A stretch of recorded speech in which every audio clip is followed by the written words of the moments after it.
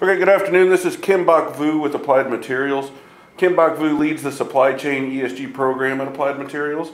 She has over 10 years of experience in sustainability, specializing in ESG reporting and sustainable operations. She's most proud of transforming new programs into award-winning and externally recognized ones. Program recognition includes Newsweek's America's Most Responsible Companies, Fortune's Change the World, and inclusion on Dow Jones Sustainability Index. Kim is a native from California and attended college in East Tennessee and is a graduate from the Boston area. She has lived on both coasts, but now considers Texas her home. Kim? Thanks, Sam. All right, so a little bit about my background. More specifically with ESG, I worked at, I was hired actually to do sustainability reporting when I first got out of school. This was a little bit over 11 years ago. And I thought I was just doing sustainability reporting, the website, communications, surveys.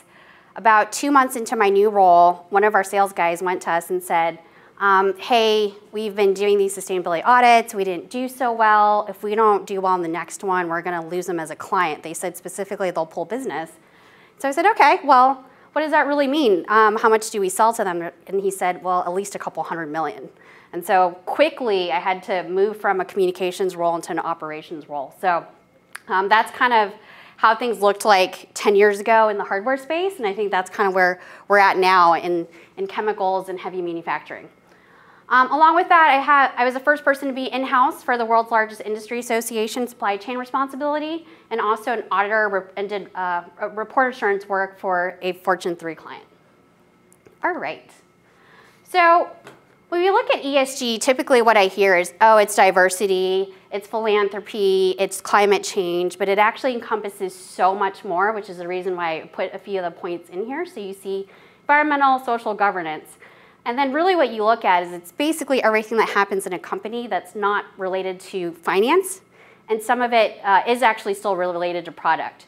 But if you think about what's happened in the last 2 years where ESG has gained a lot of ground, we're looking at supply chain issues. Obviously, a lot of things shut down with COVID, realizing that we didn't have a lot of business continuity plans in place. So BCP falls under risk and crisis management. So just about almost every aspect of a business falls under ESG in some shape or form. So a lot of times what I see that companies do is they'll hire somebody and say, hey, you know, you seem really, really nice. We'll just put you in the ESG role. You could cut checks or planned any sort of volunteering events. And then what ends up happening is they get very overwhelmed very quickly. And now this role has changed a lot. So you actually have requirements from the federal government. So when you're looking for someone, make sure you look for someone who is highly knowledgeable. Ideally, they have a large network. And I can give you an example. So for example, I need someone to backfill someone I had on maternity leave. My HR department put out a rec for that. They had a bunch of firms looking for someone. I put out something on LinkedIn. I got somebody in 2 hours. They have had it open for 3.5 months and still haven't been able to fill it. So network is key. You want someone who's willing to learn, because as you can see, a lot of issues come and go. So they have to learn something new. And that's a lot of self-teaching, right? It's not like you can take a class necessarily because it's a hot issue. Not a lot of information is out, so you have to be on the internet looking at stuff. You need someone who can connect the dots. You need someone who can get along with people from all different functions, and you need someone who can influence. So these are all very important things. The other thing, too, that people don't realize about ESG is because we're looking at new issues all the time, a lot of things kind of fall under us, but they don't. For example, Ukraine, that was a big thing this year that we realized sanctioned countries typically get some sort of oversight from ESG, but at the same time, we don't own it. But then we're also expected to stay on top of it. So just looking at different items. So how do you organize all these issues? So the materiality is a term that we use a lot, and it's really the exercise of assessing and prioritizing issues. And you want to look at two things: how important it is to society and the environment, and then how important is it to your business. So this will help you create your strategy, your goals, your targets. You can look at what your competitors are doing, your customers, your suppliers, and then you can create your company plan from here. This is important, and I'll actually show you guys how this works. So just how we had all those issues earlier, you have to organize it, right? Because you can't give every single issue the same amount of resources and time. And so this one I took from Levi's, and you could see this is the importance to society, and this is the business impact. And the reason why I chose Levi's is they have a 30-year-old program. So the top quadrant right here is where it intersects. Important to society, important to Levi's. So you can see they put forced labor, material sourcing, a lot of supply chain issues. And if you look in their sustainability report, you're going to see a lot of issues covered in there. And that's where they're going to spend the bulk of their budget and where they're going to have the most resources. Typically, you don't see it so much a one-to-one ratio like you do here. Most companies will have a couple up there, a couple down here. And this is a really important process when you're building a program. You have to interview a bunch of people, your executives. You definitely want to hire a third party if you can, because you don't want to get in a situation where maybe you report to the CFO, so the CFO gets to have a higher weighting of a certain issue to him to make him happy, but maybe that's not really accurate for the entire company. So if you want to hire a consulting firm, the fees usually go from $10K to maybe $50,000. And then you also can get software that uses AI, and what they do is they scrub the entire internet for what they see in headlines, what your competitors are doing, your customers in that space related to these topics, and they will also come up with the same graph. That's a little bit more expensive than a consultant, but a really, really accurate tool. Okay, so here's some of the initiatives I'm working on right now. So we have supplier GHG emissions, so benchmarking, reducing packaging, transitioning to safer chemicals, increasing supplier diversity, managing human rights, engaging with underrepresented colleges, improving supplier conditions, responsible sourcing, and codes of conduct. And they organized it in this way because in some companies you can split your ESG into functions, or you can split it up into your own company and what you're doing in the supply chain. So almost everything I'm doing is related to the supply chain, but it still gets broken up into different issues, right? And as issues change or trends change, regulations get updated, I can have newer updated goals. Some goals might drop off and some might get added. Okay, so we're gonna look at different stakeholders. So this is sort of the first step of conducting materiality assessment, is looking at what's important to everyone that interacts with your company often. And I ordered this not necessarily in importance of stakeholders, but the ones that drive the most pressure on a company with ESG topics. So board governance, obviously you have your board. They typically will have at least one or two people who will say, I'm really interested in this topic, in sustainability. I heard about this or that. That gets funneled to your CEO, and that oftentimes will be something that you'll drive as an initiative. Also, at the same time, your board composition is something that goes under the G of governance of ESG. So diversity on your board, the diversity of their backgrounds, and then also if they have worked in your industry for a certain amount of time, like these are all things that get collected in investor surveys because they want to know who's representing you. And then also, do your investors get held responsible for ESG progress? Okay, next is government. And I put plural because you often have interaction with more than one. So upcoming regulation in March, the SEC put out guidelines to basically require companies to put climate-related data out, similar to kind of a financial report. So you're looking at GHG, your emissions, and then the harder part is how do you actually quantify it in financial risks? So that's something that's really new for us and not something we've done before, not in a way that we report out to the federal government. And then also it would be subjected to assurance. So you can't just make anything up and then submit it to the SEC. This is in a 60-day commenting period. I don't think it came up. Yeah, so that's up here. So it's a 60-day commenting period. We're in about day 28, I think. So depending on how it comes up, we'll know what needs to be in scope, how we need to assure it, and then what the consequences are if you don't do it right. So this is going to be a really big deal for us because we haven't had any new regulation from the SEC in sustainability for about 10 years. I took this off of the SEC website. So if you're a publicly traded company, you have to start disclosing in 2023, filing for 2024.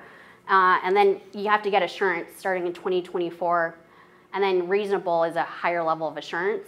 And then even if you are not publicly traded, you'll most likely still have to have the data for your customers who are publicly traded.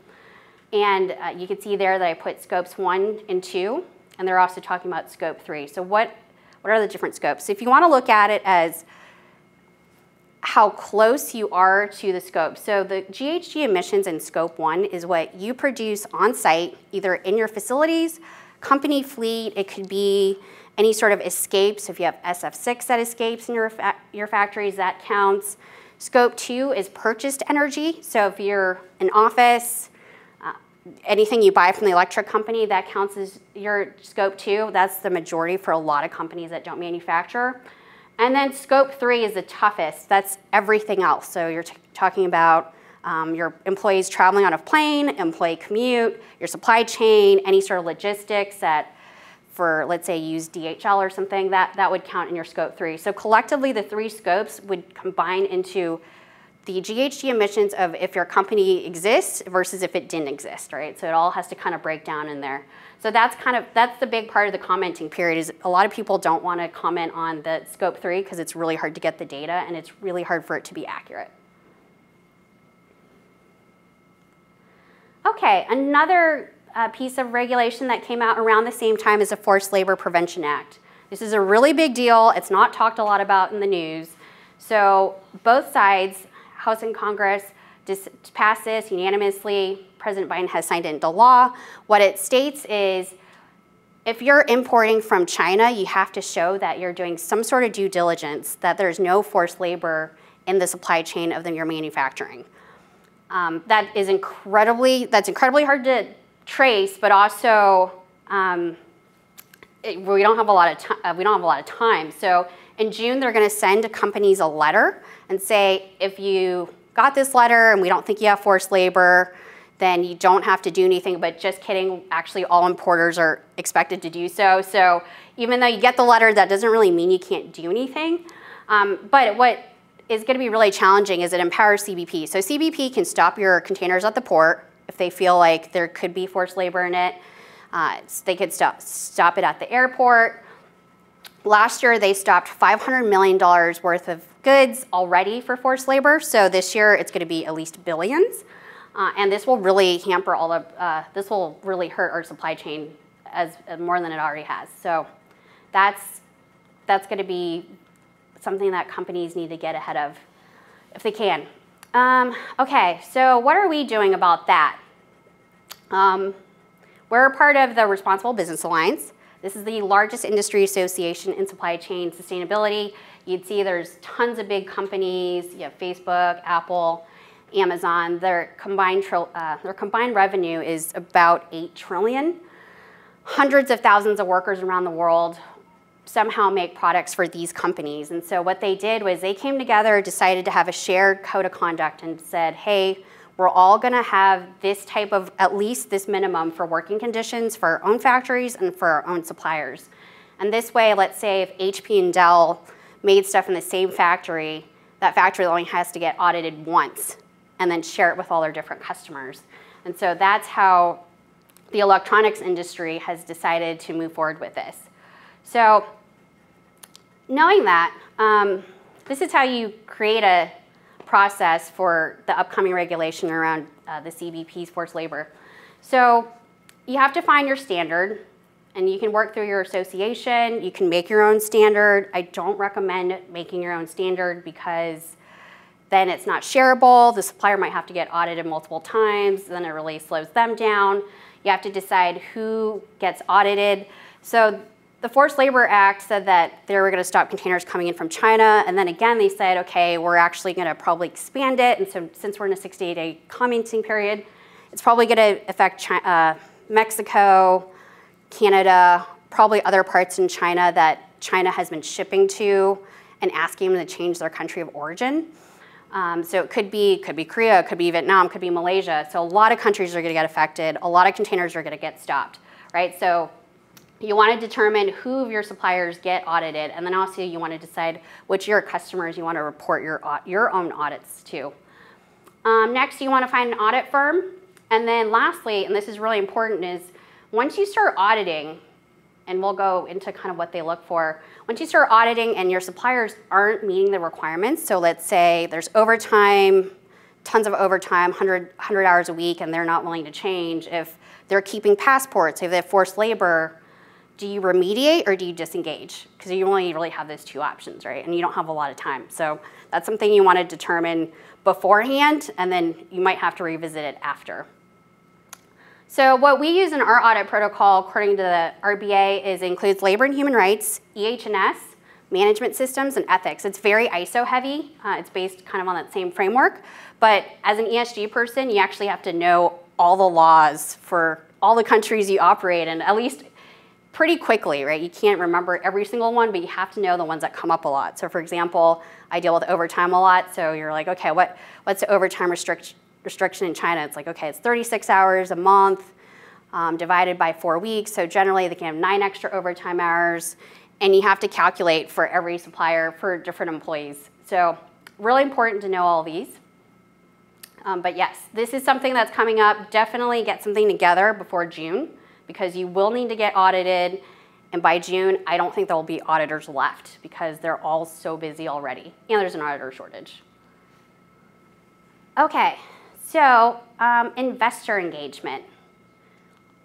The last 2 years, we've seen a lot of investor interest, engagement in ESG. So how do they do that? They call. So your investor calls now, where you typically just have your quarterly call, now include a lot in ESG. They will send you lots of surveys. The most important one is Dow Jones Sustainability Index. It's also called the S&P 500 CSA. That's about 120 pages covering all the topics that we had had on the second slide. So you have to have 1 million stakeholders internally review it because it's hundreds of questions and you only get 8 weeks to fill it out. A lot of companies are invited, don't know they're invited, don't fill it out, and then they end up doing really badly. And the other thing to note is it's a best in class. So this is why it's really important, and this is why I put how you get listed on rankings. It's really important to fill it out, because you get the best score and then see how you're doing against all your competitors. So you're going to have a subsection like diversity and executive management. You can see how you're doing compared to your peers, and you can take this back, rebuild your programs, and then do better next year. The other thing that's really important about DJSI is if you get listed, you actually get listed on a special index fund. So obviously that means selling more of your stock, the stock goes up. And the newest thing they did is that actually determines your credit rating with them. So if you want to borrow money, you want to do really well in this survey. And this is something most companies don't know, and then they're leaving money on the table. Same with MSCI, ISS, and then you have a few others. I mentioned investor calls. You're going to have a lot of those asking about ESG, and then they always review your report on your website. And then there's a lot of outside rankings, Newsweek, Fortune, Barron's. They all look at the surveys, and they look at the report and the website. If you get ranked really high, you're going to have more people investing in your company, and this drives the stock price up. All right, customer engagement. So I've worked on the supplier side, I've worked on the customer side. A lot of movement the last year. I've seen more movement the last year than I have the 10 years before that. So a lot of surveys coming out about your environmental progress, your working conditions in your factories, conflict minerals, lots of different issues. Again, audits, so you have industry audits. Customers might just come in for their own ESG audit. And more importantly, a lot of times customers sneak part of it into their quality audits. The corporate people don't know. A lot of times the factory they just kind of wave them in. They don't do really well. They're not prepared. They don't know the answers to the question. A lot of it's corporate heavy, right? So they're not necessarily going to know all the answers. And again, they're also reading your reports. I have seen companies that are now requiring their suppliers to write reports as well, so that they can get the information they want. And then this is how you win customer awards. So a lot of companies are now putting a section in their supplier scorecard that includes ESG. It's not necessarily big, maybe like between 5 and 7%, which depending, that could make or break your business if you're right on that border. A lot of them are giving customer awards for ESG, and a lot of them have just regular supplier awards, including ESG. And if you do well in every aspect and you do mediocre in ESG, you will not get the award.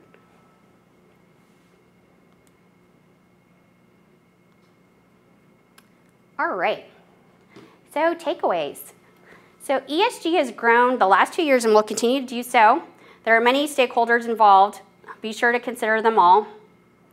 Use this opportunity to lead the pack in this space and make it a competitive advantage. So I was telling a story earlier when I first started out of school 2 months. We were gonna lose a couple $100 million in business to try to fix this audit because we hadn't done that well. There was only one finding that we couldn't close. What was the outcome of that? So I had to learn a lot in a really short amount of time. We pulled it together, kept the business, and on top of that, that guy who was really very difficult is actually still a really good friend of mine and a mentor. So I just talked to him last week. But he still uses our company as an example to this day, years later. So I think it's really important that you look at it as all these requirements are coming. You're gonna have to do them, but how do you make it so that you're ranked, you're selling stuff, you have something to talk to your customers about, and you're winning awards? That's all I got. Sounds good. Questions? I'm good. There's so much. So is this is the public-private sector initiative? Are they trying to, what created ESG? I think it really started from particularly in apparel, which people started seeing how things were made. Levi's, Gap, they got hit really hard, Nike. So this was 80s and 90s, particularly in the 90s. So those are probably the 3 oldest sustainability departments. And then quickly after, hardware got hit really hard, right? Apple, all these different issues. And so people think of it as another requirement they have to do, but I always tell people, okay, well, if a supplier isn't paying people or they're holding passports, even if you weren't ethical, I mean, put that aside, I mean, I hope you are, but why are they not paying people? They're not gonna be a supplier for very long. They're gonna go out of business probably within the next 6 months. So when you go back to these issues,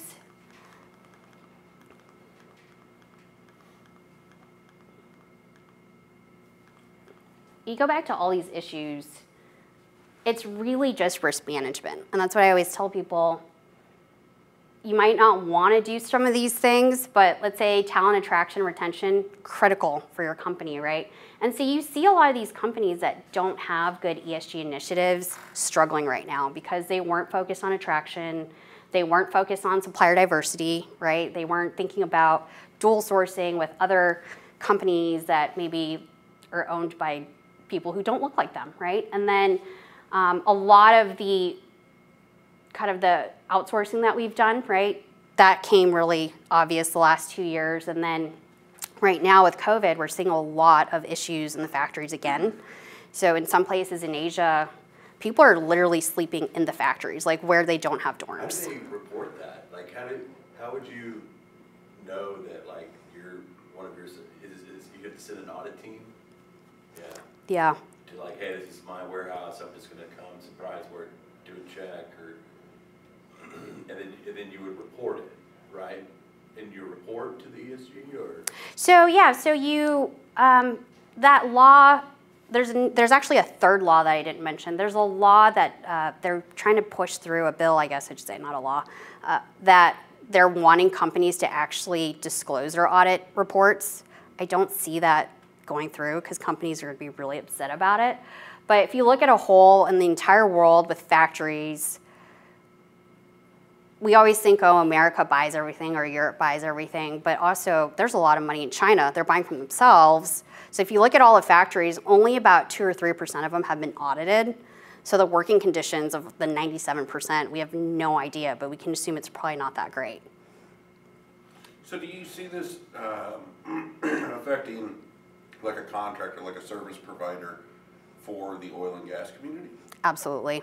So I think that's why it's really important to see what's happened in hardware and apparel, and I kind of went through it pretty quickly, but this feels, what you guys are seeing in oil and gas is what it felt like 10 years ago in hardware. It's the same type of pressure you're getting from customers and investors, and it's a very short timeline. But what's different now that's gonna make it harder for oil and gas is that you have laws now, right? This wasn't, I didn't have to deal with laws when I first started. It was sort of, hey, do this for this customer. Now it's all of a sudden, you have to report your GHG to the SEC, right, which is high stakes, and then now your stuff's gonna get stuck at the port.